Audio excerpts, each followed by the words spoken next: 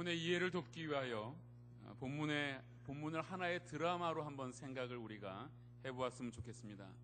이 드라마의 제목은 마른 뼈들이 살아 춤추게 하라입니다. 연출 하나님, 시나리오 하나님, 주연 하나님, 조연 에스겔, 엑스트라 마른 빼다구들, 각색 전홍재입니다. 때는 에스겔 시대의 이해를 돕기 위하여 좀 더 시간을 거슬러 한번 올라가 보았으면 좋겠습니다. 드라마 1부는 조금 전에 끝났고 드라마 2부 다시 시작하겠습니다. 에스겔 시대보다 조금 더 거슬러서 올라가면 우리가 이스라엘의 상황을 잘 알 수가 있습니다. 남루한 한 옷차림의 선지자가 무대에 등장을 합니다. 창자가 끊어질 것 같은 고통으로 그가 힘있게 외쳤습니다. 여러분, 회개해야 합니다. 부정과 부패를 회개해야 합니다. 하나님을 의지하지 않는 우리의 믿음의 상태들을 회개해야 합니다. 이렇게 외쳤습니다. 그는 눈물로 외쳤습니다. 그의 이름은 예레미야입니다. 하나님께서는 예레미야를 보내셔서 이스라엘 백성들의 죄악들을 회개하게끔 하셨습니다. 그러나 이스라엘 백성들과 위정자들과 종교의 지도자들은 전혀 회개치 않았습니다. 그 후에도 하나님께서는 많은 선지자들을 보내셔서 외치게 하셨습니다.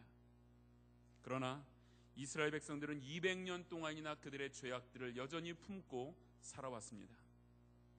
또 하나의 화면이 지나간다고 한번 생각을 해보십시오. 잠시 백성들의 모습이 비춰집니다. 하나님의 진노를 받아서 이제 벌받고 있는 백성들의 모습입니다. 굶어 죽어가고 있습니다. 가뭄이 온 땅에 왔습니다.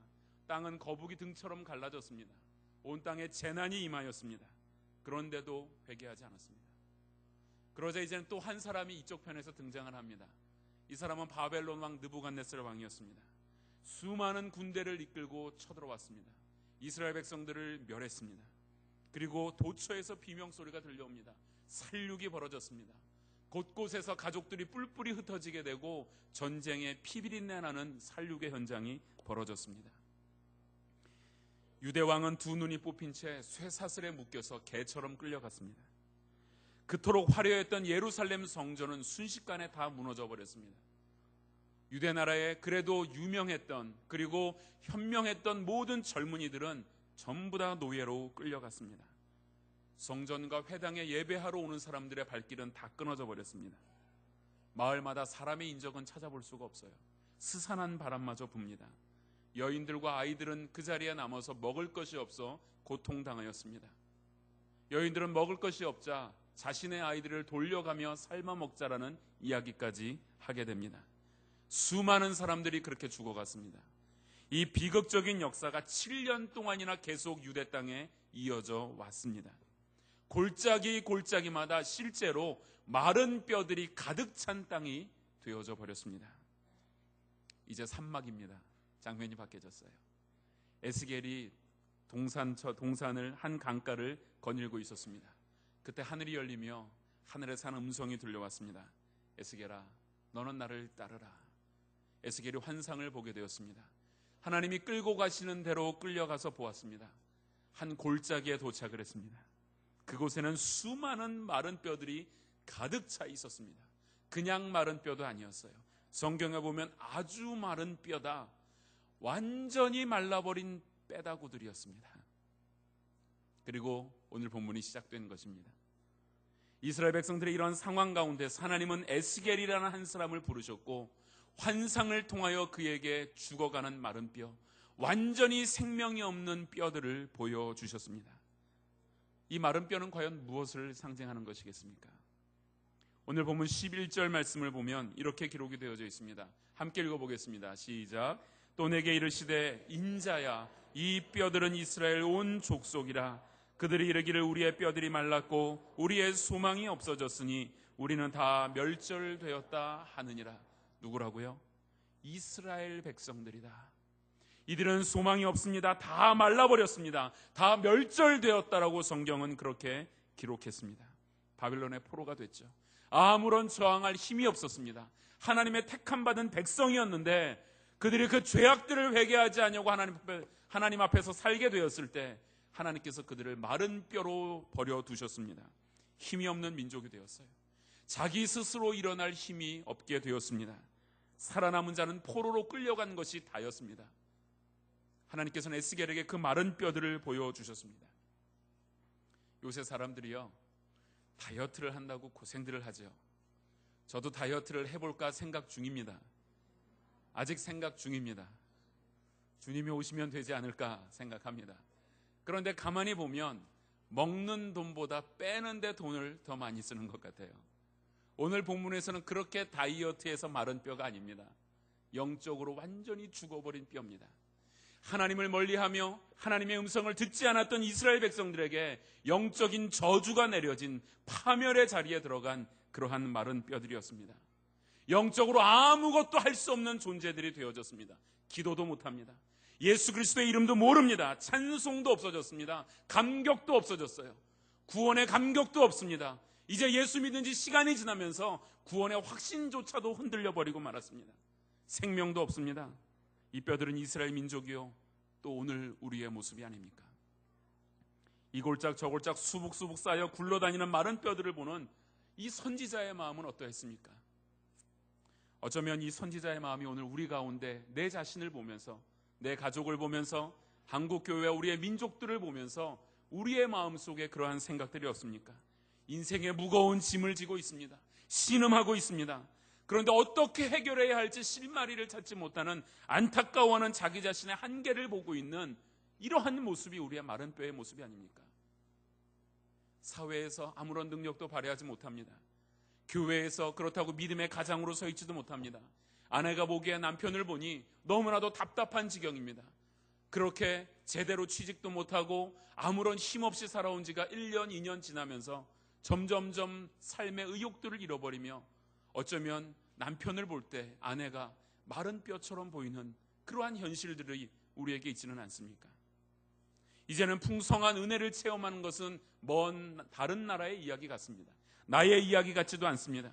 여전히 무미건조한 신앙생활을 하며 구원의 감격마저 잃어버린 우리들을 보고 있는 하나님의 마음은 오늘 에스겔이 골짜기에서 마른 뼈들을 대한 그 마음이 아니겠습니까? 바로 이런 상황 속에서 하나님의 말씀이 들려왔어요. 3절 말씀을 보니까 인자야 이 뼈들이 능히 살겠느냐 이렇게 말씀합니다. 오늘 이 음성은 하나님께서 여러분의 심령 가운데 들려주시는 음성입니다. 마른 뼈들아 너희들이 능히 살겠느냐? 너에게 희망이 있느냐?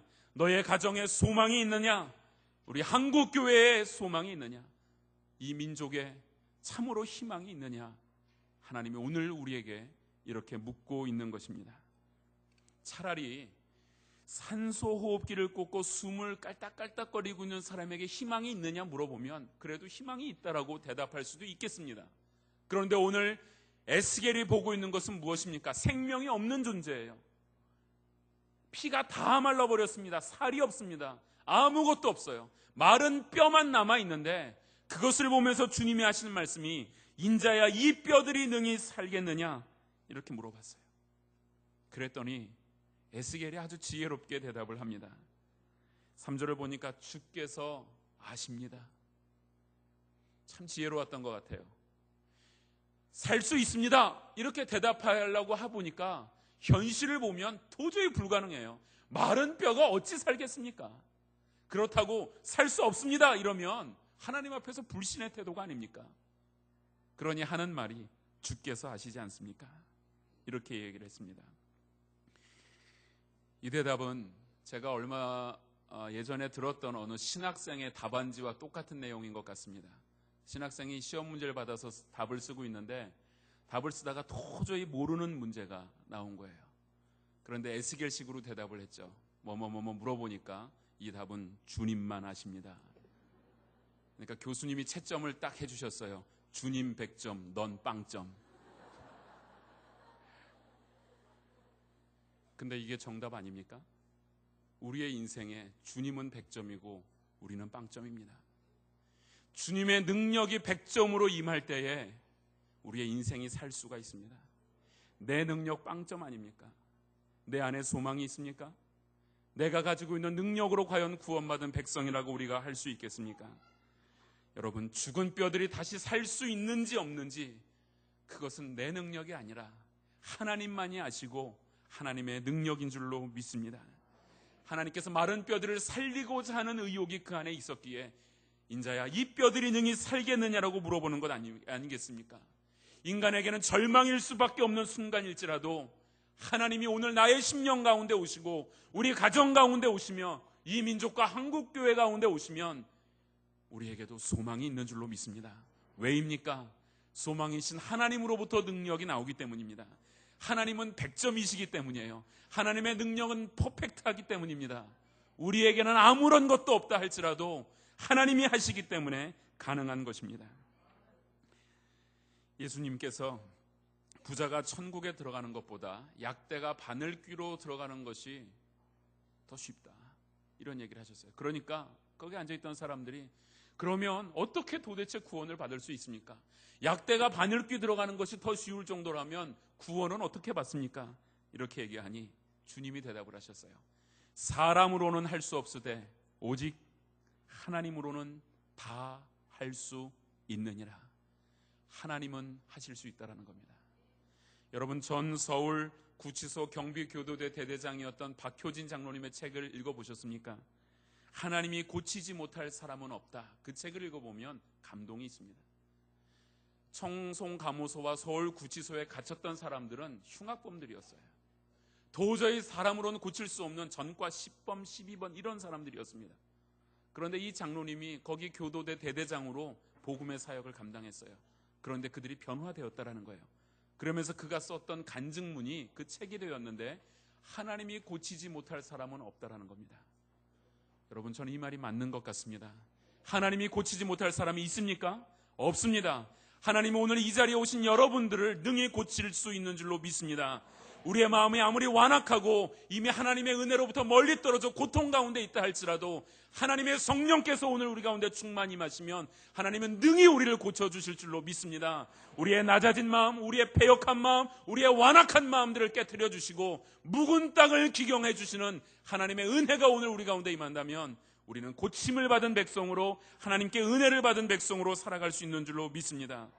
여러분, 하나님이 하시는 일이기 때문에 오늘 저와 여러분이 기적을 경험하고 있어요. 그 기적이 뭡니까? 하나님의 자녀가 되었잖아요. 능히 내가 할 수 있는 일이었습니까? 내 안에 하나님의 자녀가 될 수 있는 근거가 있었습니까? 죄와 허물로 죽었던 우리들입니다. 도저히 하나님의 자녀라고 부를 수 없는 우리들이었습니다.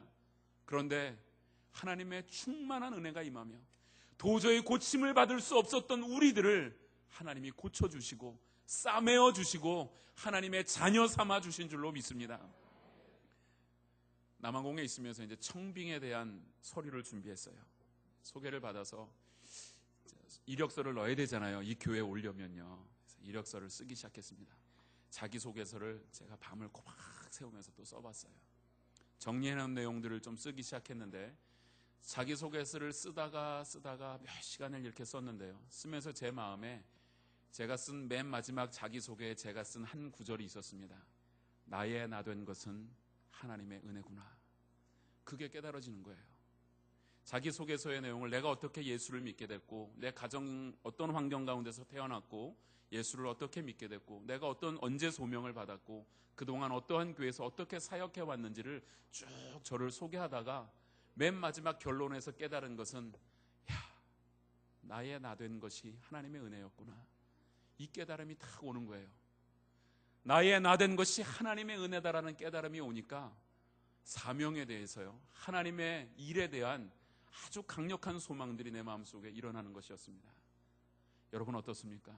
여러분 된 것은 하나님의 은혜가 아닙니까? 우리가 하나님의 자녀로 된 것, 이것이 과연 우리의 은혜였습니까? 나의 근거가 있었습니까? 우리는 마른 뼈와 같은 자들이었고 마른 막대기 같은 자들이었는데 오직 하나님의 은혜로 우리가 이렇게 변화된 것이 아닙니까? 우리가 하나님의 자녀가 되어서 이제는 예수 그리스도의 이름으로 기도하며 천국을 소유한 자로 살게 된 것, 이것이 오직 하나님의 은혜인 줄로 믿습니다. 에스겔이 그래서 그렇게 대답했습니다. 주님만이 하실 수 있습니다. 이것은 주님만이 아십니다. 주님만이 하실 수 있는 능력입니다. 주님이 원하시면 내가 변화될 수 있습니다. 주님이 원하시면 내 가정에 오랫동안 묶어있던 그 결박들이 풀어지게 될 줄로 믿습니다. 주님이 함께 하시면 마른 뼈 같은 내 가족, 도저히 그 복음이 들어가지 않았던 내 가족도, 내 남편도, 내 자녀도, 내 부모도 변화되게 될 줄로 믿습니다. 주님이 함께 하시면 됩니다. 주님이 함께 하시면 우리 가족 가운데 그 심각한 술병들 고치지 못하고, 심각한 도박의 병들이 있고, 심각한 음란의 병들이 있는 그 가족들도 변화될 수가 있습니다. 주님이 하시면 이 민족이 살아날 수 있습니다. 주님이 함께 하시면 휴전선도 무너집니다. 오늘 본문에 뒤에 나오면 이스라엘 민족의 통일에 대한 두 막대기가 하나 되는 역사를 보여주셨어요. 마른 뼈들이 살아난 뒤에 유대의 민족이, 이스라엘 백성들이 다시 통일된 국가로 세워지는 환상을 보여준 것, 오늘 우리 민족 가운데 보여주시는 하나님의 음성이 아닙니까? 하나님이 하실 수 있습니다. 하나님의 능력이 임하시면 한국 교회가 변화되고, 특별히 우리 동일교회가 변화되게 될 줄로 믿습니다. 하나님의 부흥의 중심에 서게 될 줄로 믿습니다. 영광스러운 주님의 도구로 우리가 쓰임받게 될 줄로 믿습니다. 할렐루야! 바로 하나님이시기 때문에 가능한 것이 아닙니까? 이제 하나님께서 말씀을 하십니다. 4절에서 너희 마른 뼈들아 여호와의 말씀을 들을지어다. 그리고 에스겔이 그 말씀을 쫓아 대언합니다.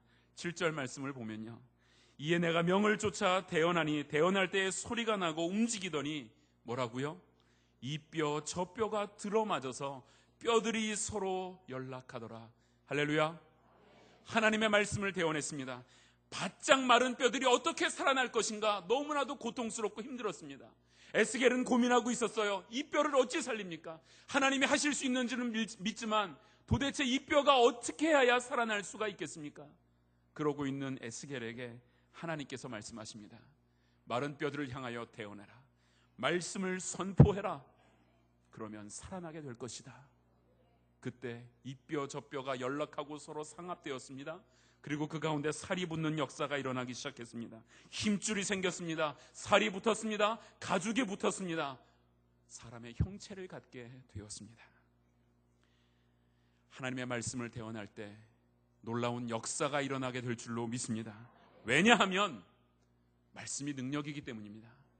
하나님의 말씀은 살아있고 운동력이 있어 좌우의 날선 어떤 검보다도 예리하여 우리의 혼과 영과 관절과 골수를 찔러 쪼개기까지 하며 우리의 마음과 생각을 감찰하는 것, 그것이 하나님의 말씀인 줄로 믿습니다. 하나님의 말씀은 능력이 있지 않습니까? 세상이 무엇으로 창조되었습니까? 말씀만으로 창조되었어요. 놀라운 능력 아닙니까? 무에서 유의 창조입니다. 있는 것에서 있는 것을 만들어내는 것이 아니라 하나님께서는 아무것도 없는 상태에서 이 세상을 만들어내셨습니다. 그러므로 여러분이 아무리 말씀을 들을 수 없는 상황이 온다 할지라도 말씀 들어야 합니다. 여러분, 말씀 들으면 기분 나빠진다 할지라도 말씀 들어야 돼요. 말씀을 들을 만한 내 마음이 아니에요. 마음이 무너져 있고 힘들어요. 그래도 말씀 들어야 합니다. 말씀 붙들어야 합니다. 말씀이 살 길이기 때문입니다. 오늘 말씀을 보십시오. 마른 뼈들에 하나님의 말씀이 대언하게 되니까 그 마른 뼈들에 살이 붙고 피가 흐르게 되었다라는 사실입니다. 여러분, 혹시 여러분의 심령이 마른 뼈와 같습니까? 이 시간 하나님의 말씀이 여러분의 심령을 살리게 될 줄로 믿습니다. 하나님의 말씀이 임하게 될 때 우리의 영혼이 살아나는 것입니다. 그래서 예배가 중요해요. 여러분, 예배 드리러 올 때 어쩔 때는 그렇지 않나요? 시체처럼 와서 시체처럼 가지 않습니까? 제 표현이 너무 과한가요? 시체처럼 온 사람은 축도를 그리워합니다. 축도가 해야 끝나니까. 그래서 제가 이 집회는 축도를 안 해요. 때로는요, 말씀을 듣는 게 너무 고통스러울 때가 있어요. 하나님이 내 폐부를 찔러 쪼개는 듯한 말씀을 주실 때는 그 말씀이 두려울 때도 있습니다. 이 말씀 좀 그만했으면 좋겠다. 나에게 이 말씀 좀 그만 이야기해 주셨으면 좋겠다 할 정도로 하나님께서 아주 나의 정곡을 찌르는 말씀들을 주실 때가 있습니다. 그래도 그 말씀 붙들어야 합니다. 그래야 삽니다. 힘들어도 그거 붙들어야 삽니다. 그 시간이 있어야만 내가 다시 살아나는 건 아니겠습니까? 다음 단계를 보십시오. 8절을 보니까 내가 또 보니 그 뼈에 힘줄이 생기고 살이 오르며 그 위에 가죽이 덮으나 그 속에는 뭐요? 생기가 없었어요. 그 안에는 생기가 없었다라는 것입니다. 하나님의 말씀으로 이제 뭔가 회복된 에스겔 골짜기의 뼈들에게는 아직 뭔가 부족한 것이 있었어요. 우리나라 음료수 중에 몇 퍼센트 부족해요? 그게 부족한 거예요. 보기에는 완전히 딱 형태를 다 갖췄는데 2% 부족해요. 그런데 그것은 2%지만 생명과 관계된 2%였습니다. 얼마 되지 않는 2%인 것 같지만 이 2%가 차지 않으면 아무짝에 쓸모없는 그러한 육체에 불과했습니다. 에스겔 선지자가 어떻게 해야 이것이 또 살아날까 답답해하고 있을 때 하나님이 말씀하십니다. 9절 말씀을 한번 같이 읽어보겠습니다. 9절 말씀입니다. 시작. 또 내게 이르시되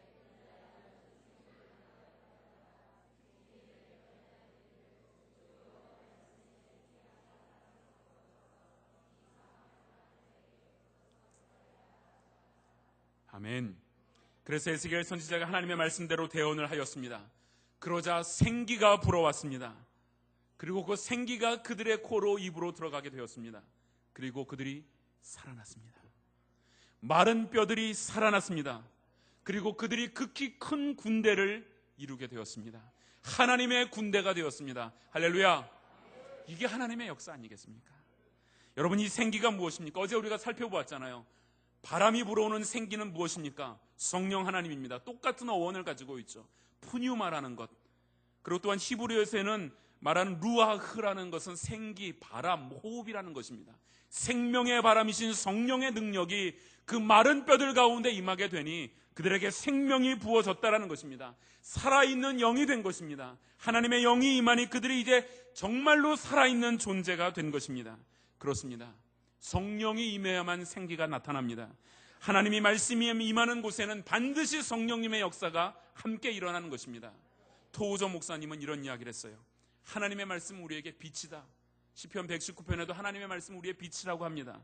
이 빛은 우리에게 모든 아름다운 광명들을 갖다 준다. 그러나 볼 수 없는 자들이 있다. 그들은 성령의 인도함을 받지 못한 자들이다.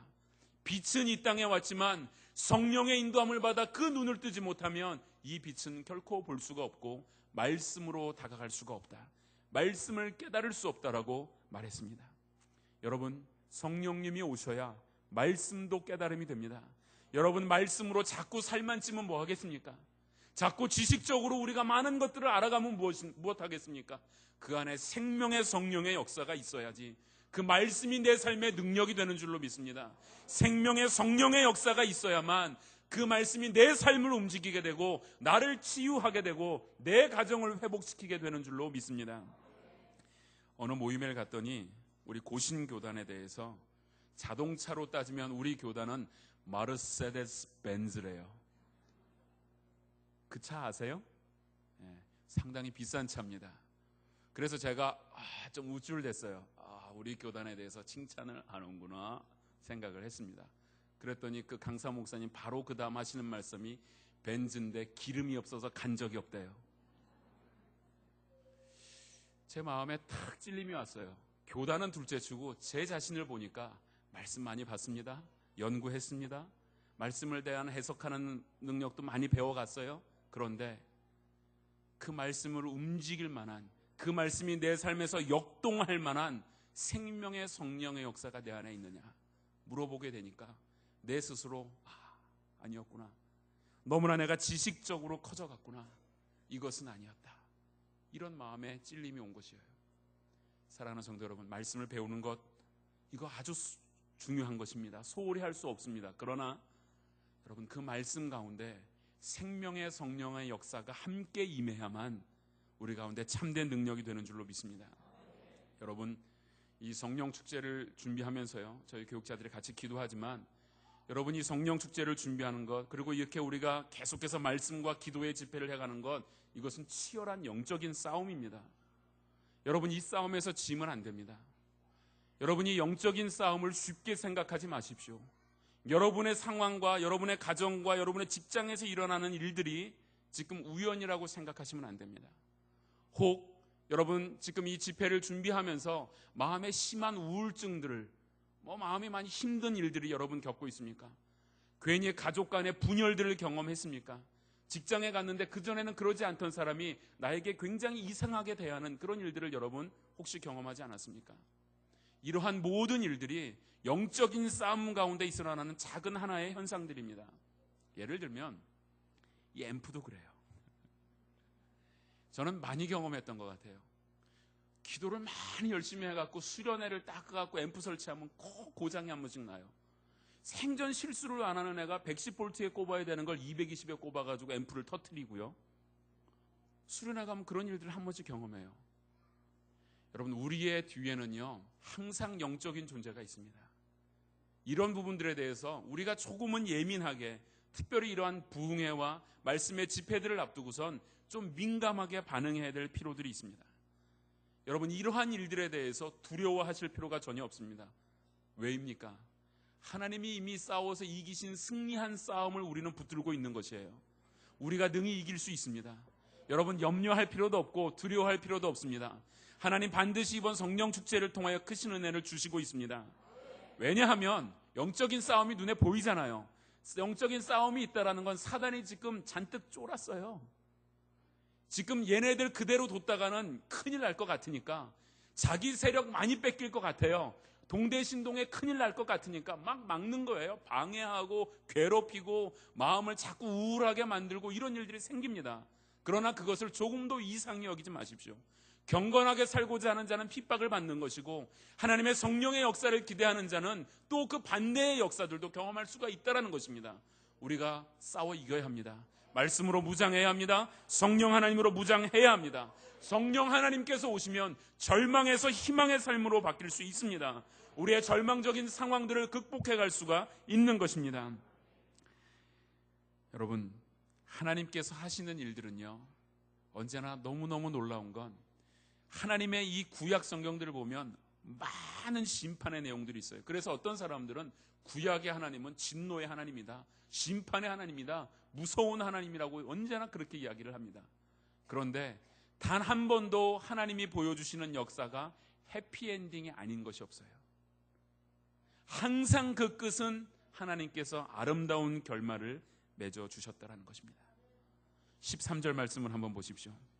13절 말씀 함께 읽겠습니다. 시작. 내 백성들아, 내가 너희 무덤을 열고 너희로 거기서 나오게 한즉 너희가 나를 여호와인 줄 알리라. 내 백성들아, 내가 너희가 그 무덤에서 나오게 할 것이다. 왜냐? 나는 여호와이기 때문이다. 무덤이 어떤 자리입니까? 무덤에는요 생명이 없어요. 무덤에는요 어떠한 소망도 없습니다. 무덤을 열어보십시오. 그 안에는 썩은 것밖에 없습니다. 우리의 인생의 시간들이 때로는 하나님 없이 무덤과 같은 존재로 살았다 할지라도 하나님께서 그 무덤에서 나오게 하시는 줄로 믿습니다. 죽은 나사로를 살리신 주님께서, 부활이요 생명이신 주님께서 오늘 내 삶의 자리가 무덤과 같은 곳이 있다 할지라도 그곳을 생명의 자리로 바꿔주실 줄로 믿습니다. 여러분의 직장의 자리가 때로는 무덤 같은 존재가 되어져 있습니까? 여러분이 사람을 만나는 그 자리에서 무덤과 같은 썩은 냄새가 나고 있습니까? 그러나 여러분 염려하지 마십시오. 하나님은 회복하시는 하나님이십니다.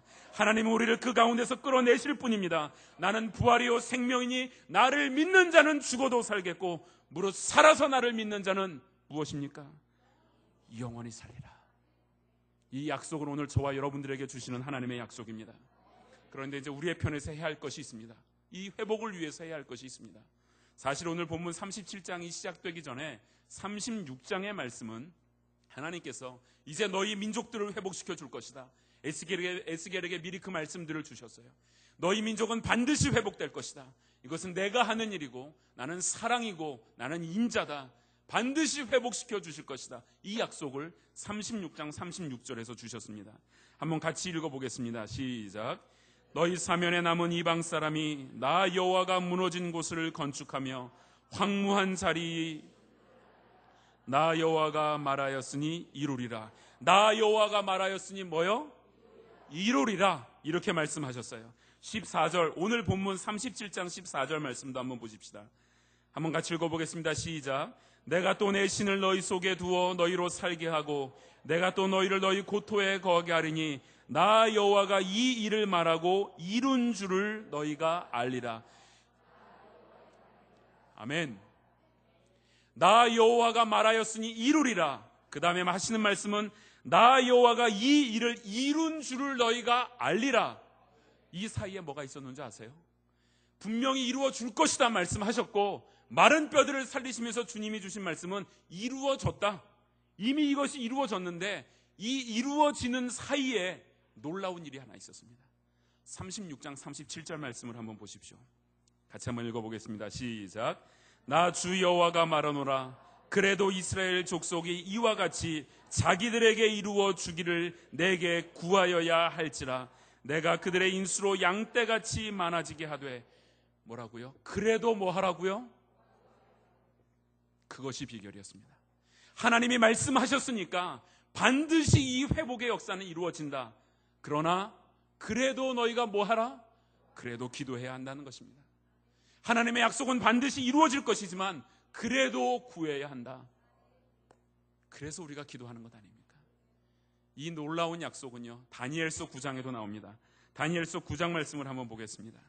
다니엘서 9장 2절 말씀을 한번 같이 읽어보겠습니다. 시작.